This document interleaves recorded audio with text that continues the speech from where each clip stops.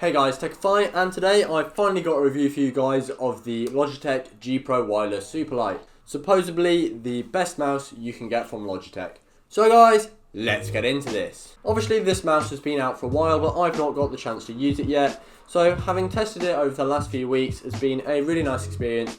It's just one of those products that I feel like I need to try and need to experience. It's a good benchmark product and it's a very important one to have used. The big standout feature of this mouse is it's the Superlight, the GPX Superlight. It's around 60 grams wireless and that is super light. The only mice I've experienced with that are the Final mouse, which is obviously a lot more money and a lot harder to get hold of mouse, and the Pulsar X Lite wireless, which is one you should definitely check out my review of.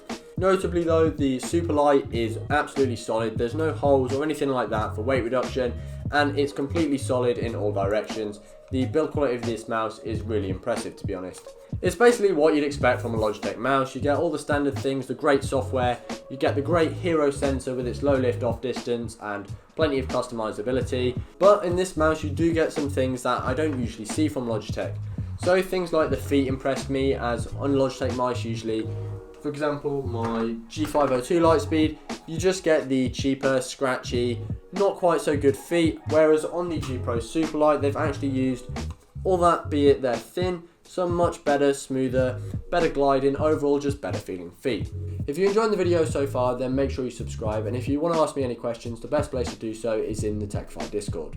The cable isn't something that's important on a wireless mouse. They didn't even bother including a braided or paracorded one. Personally, I don't really care. However, other manufacturers of wireless mice for this price definitely would have done so. It does clip in very nicely. However, the big downside to it is its micro USB. Once again, it's not too important. You're just going to use it for charging. But I think nowadays USB Type-C, especially on something this price, is what we should be seeing. Some other things before I talk about the shape are the scroll wheel and the clicks and the side buttons, which are all completely fine, to be honest. They feel plenty nice enough. The scroll wheel does its job, so do the side buttons. The clicks similarly do feel pretty good, however they do use on-runs which just aren't as good as something like Kale switches. That's something, once again, for this price point, I'd like to see some Kale switches in this mouse. On-run switches, especially from Logitech, do have a tendency to double click down the line. There's already some people who've had double clicking issues already with G Pro wirelesses, and to be honest that's just not good enough for something that's currently still, I believe, $150 and it's definitely at least £120 in the UK. I definitely expect to not be having any of these long-term issues, and in general you just want the best quality, best feeling clicks you can get. For any mouse, the most important thing is the shape, and with the G Pro wireless it's both great and also disappointing. It's a little bit of a one size fits all. Nobody's going to pick up the G Pro wireless and go, I can't use this mouse, it's terrible, it hurts, I can't do it. There's going to be very few people who find that. It's not a risky shape or anything like that, it's such a standard shape, everybody's going to be able to have something they can use with this mouse. If you're a palm user, you'll be fine. Same with if you're a claw or fingertip user.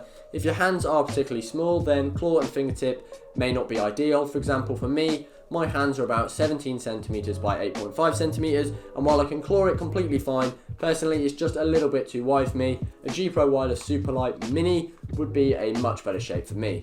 That being said, it is a bit disappointing. It's nobody's end game shape. It's not going to be ideal for anybody. Nobody is going to perform as well with this mouse as they could with a mouse of the same weight and same features, but on an ideal shape.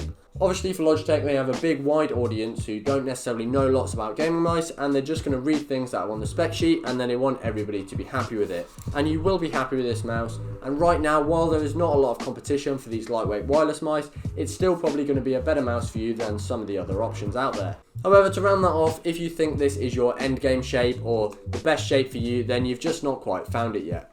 Some extra little things, there's obviously no DPI changing button on the mouse. That personally doesn't bother me. I set it up once in the software and rarely change it. The puck on the bottom, as it's called, you can obviously replace with the Logitech PowerPlay puck, so you can wireless charge the mouse if you buy their mouse pad. Not something I bother with personally.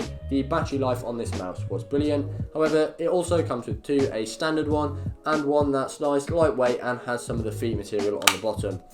In reality, it didn't make too much difference, but personally I like having it and having that extra surface area of the feet. Then finally, just back onto the weight, a 60-ish gram wireless mouse does feel completely different to a 60 gram wireless mouse. That extra bit of freedom you get, even if a wired mouse has a paracord, a really good cable, just having no cable whatsoever is a completely different feeling. So what's my verdict on the Logitech GPX Superlight? Well, as it may have sounded from the rest of my review, it is an excellent mouse. It ticks pretty much all the boxes you'd want. However, I just don't think it's quite worth the price. Currently, there's not enough competition in lightweight wireless mice, and to be honest, you do get that fairly good Logitech quality, so I can't really fault it. Price isn't something that surprises me, but personally I think it should be a little bit lower. But if you have the money to spend on this mouse, then no matter what your grip style or hand size is, you're going to be able to do something with it and you'll probably really enjoy it. I just personally think that it's not quite worth the money, it's a little bit overpriced, and as we start to see more competition, something like the Pulsar X-Lite Wireless, which I've just reviewed, this mouse is just going to become less and less relevant since it's just charging a little bit too much for what it is.